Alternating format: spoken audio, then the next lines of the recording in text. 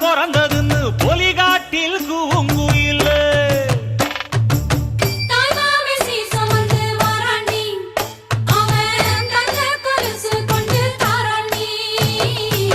சிறு சுமந்த சாதிசனமே ஆறு கடந்தா ஊரு வருமே சீர் சுமந்த சாதிசனமே ஆறு கடந்தா